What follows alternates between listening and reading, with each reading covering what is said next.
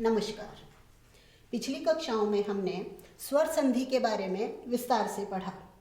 आज हम व्यंजन संधि के बारे में पढ़ेंगे।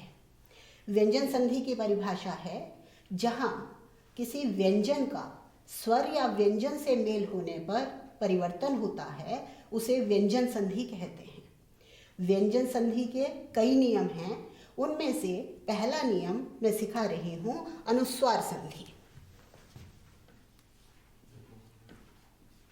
व्यंजन संधि के अंतर्गत सबसे पहले हम सीख रहे हैं अनुस्वार संधि। संस्कृत में इसके लिए सूत्र है मोनुस्वारः।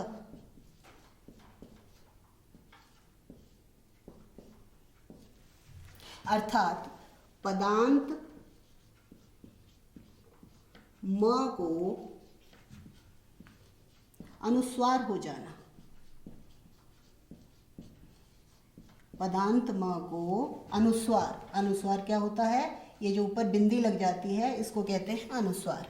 पदांत म को अनुस्वार हो जाना। कब होगा ये अनुस्वार? सामने पदांत म के सामने कोई भी व्यंजन आ जाने पर, कोई भी व्यंजन आने पर।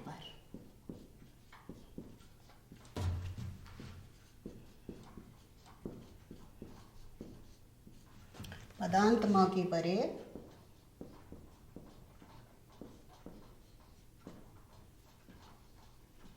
कोई भी व्यंजन आने पर उस म के स्थान पर अनुस्वार हो जाएगा।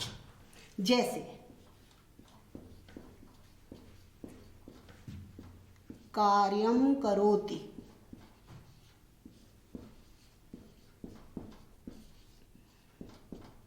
यहां पदांत म है, सामने क व्यंजन आ गया है। कार्यम प्लस करोति उसका बन जाएगा कार्यम अनुस्वार। ये मैंने अनुस्वार लगा दिया इस म के स्थान पर। कार्यम करोति, करोति में कोई चेंज नहीं होगा, वो ऐसा का ऐसा ही लिखा जाएगा, कार्यम करोति। दूसरा उदाहरण देख सकते हैं, देवम प्लस पश्यति। म के स्थान पर केवल अनुस्वार बना, देवम पश्यति। प्लस का निशान हटा देना है, अलग अलग ही लिखना है दोनों पदों को, देवम पश्यति। एक और लेते हैं, लेखम लिखति।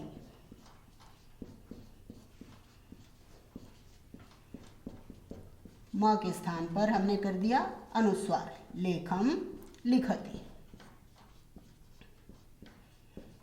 नियम कोई बहुत बड़ा नहीं है, बस म के स्थान पर हमको अनुस्वार करना है, ऊपर बिंदी लगानी है जब सामने कोई व्यंजन हो तब। ये काम कहाँ आता है? वैसे इसकी कोई बहुत ज़्यादा ज़रूरत नहीं पड़ती। जब हम गद्य लिखते हैं तब ये विशेष ध्यान रखना पड़ता है कि कब हम अनुस्वार करें और कब हम इसको म छोड़ दें। मान लो मैं एक सेंटेंस लिखती हूँ, अधोलिखितानां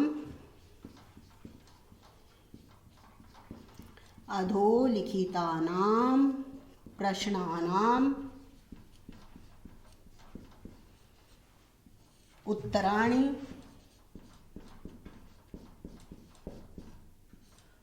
उत्तर पुस्तिकायां लिखत। उत्तर पुस्तिकायां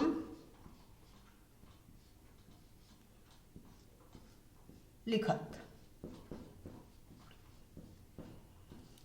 यहाँ लिखने से पहले हमको इस नियम का ध्यान रखना होगा। मैंने म लिखा है लेकिन सामने प है, तो जब हम इसको लिखेंगे तो इस म के स्थान पर हमको अनुस्वार करना होगा, तब वो ठीक होगा। ऐसे ही प्रश्नानाम उत्तराणि, अब यहाँ ध्यान दीजिएगा, ये म के सामने ऊ है, यानी ये व्यंजन नहीं है। अनुस्वार संधि का नियम मैंने क्या बताया? पदांत म के सामने व्यंजन होना चाहिए। अब ये ऊ व्यंजन नहीं है तो ये ऐसा का ऐसा ही लिखा जाएगा, इसको अनुस्वार नहीं करना। उत्तर पुस्तिकायाम लिखत, इसको हमें करना होगा। क्यों? क्योंकि सामने ल व्यंजन है, तो इस म के स्थान पर हम अनुस्वार कर देंगे। अब दूसरा प्रश्न उठता है, स्वाभाविक है कि यदि पदांत म के सामने स्वर हो तब क्या करें? सामने स्वर होने पर क्या होगा?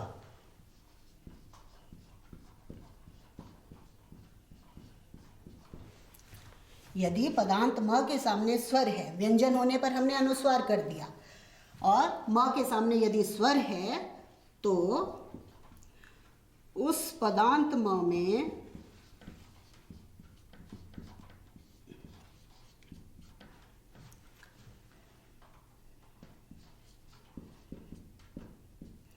स्वर की मात्रा जुड़ जाएगी, स्वर की मात्रा लग जाएगी,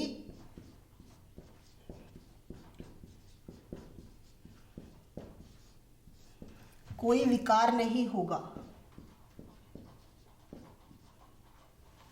कोई परिवर्तन नहीं होगा या विकार नहीं होगा।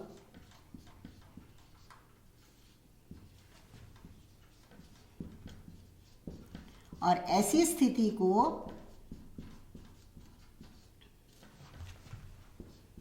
जहां विकार ना हो, केवल स्वर में मात्रा जुड़ जाए, उसे संयोग कहते हैं।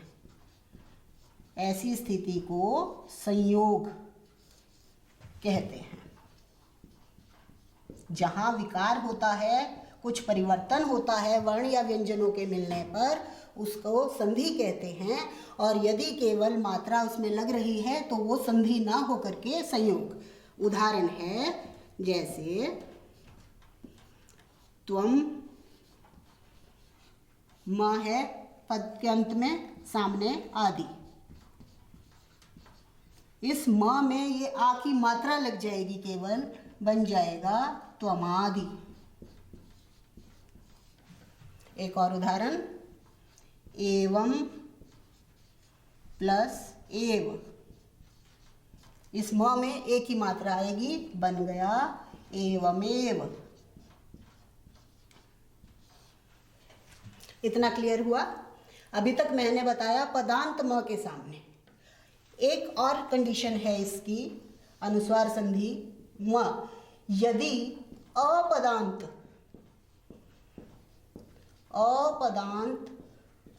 म के सामने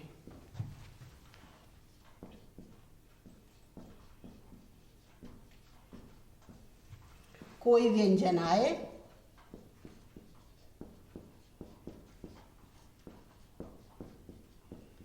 तो म को सामने वाले व्यंजन का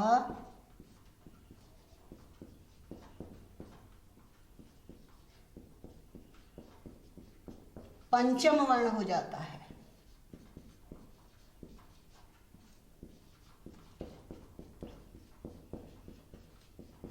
ये जो नियम मैं लिख रही हूं, ये संस्कृत के विद्यार्थियों के लिए जानना ज़्यादा जरूरी है। इसका उदाहरण एक बार समझ लेते हैं। जैसे कम प्लस गण, मैंने यहाँ लिखा अपदांत। पदांत और अपदांत में अंतर समझ लीजिए। पद कहते हैं शुभ तिगंतम पदम, यानी जिस शब्द के सुप या तिंग प्रत्यय लग गए, अर्थात वो वाक्य में प्रयोग के लायक हो गया, उसे पद कहते हैं, यानी जिसका अर्थ होता है। यहाँ ये अपद है, यानी ये पद नहीं है, कम, लेकिन इसका खुद का मीनिंग है कम। मैंने क्या बताया? अपदांत म के सामने, म है, सामने कोई भी व्यंजन आया, इस व्यंजन का पंचम वर्ण हो जाएगा, क ख ग घ उंग, यानी ये जो म है इसके स्थान पर हमने उंग कर दिया, कंगन। लेकिन हिंदी में इतना सब ना लिखने की जगह वही जो अभी पहले बताया है, वो अनुस्वार, केवल अनुस्वार कर दो, कंगन। यानी ऐसे लिखें संस्कृत, ऐसे लिखें हिंदी। संस्कृत में भी आजकल अनुस्वार का प्रचलन हो गया है। एक और उदाहरण इसका, जैसे चम प्लस चल इज इक्वल टू चंचल। कैसे बनाइए? चंचल, च सामने च है, च वर्ग का पंचम वर्ण, च छ ज झ य, तो मिलाकर बना चंचल। इसी तरह से ठम प्लस डक, ठंडक। ये इसलिए बता रही हूँ, कई बच्चों को या कई बड़े लोगों को भी ये डाउट रहता है कि मैडम ये लिखना ठीक है या ये ठीक है। पहले ऐसा ही लिखा जाता था और आजकल आसानी कर दी है, अनुस्वार बना दिया है। अनुस्वार संधि समाप्त हुई। अगली कक्षा में दूसरी संधि पढ़ेंगे। धन्यवाद।